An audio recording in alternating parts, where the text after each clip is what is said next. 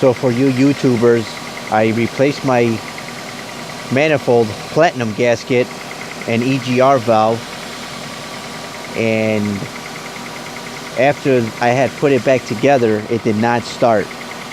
I changed the distributor cap, the whole assembly, and I would get no sparks whatsoever. Change the spark plugs, nothing. Believe it or not, after a whole week's worth of fiddling around with it or whatnot, the culprit was, you see that rusted bolt underneath that sensor? That's a ground. I took that off, cleaned it off with the steel piece of wool, as you can see right there, and put it back together, and it started right up after that. So if you guys come across that, again, I know you guys have seen YouTube videos on this, the main relay, fuel pumps, all that.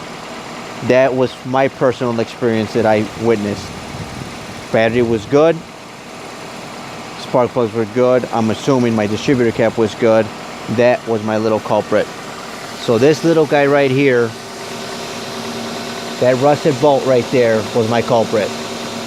Take a steel wool, wire brush, whatever you guys gotta do, clean that out. Car fired right up. Thanks for posting, guys.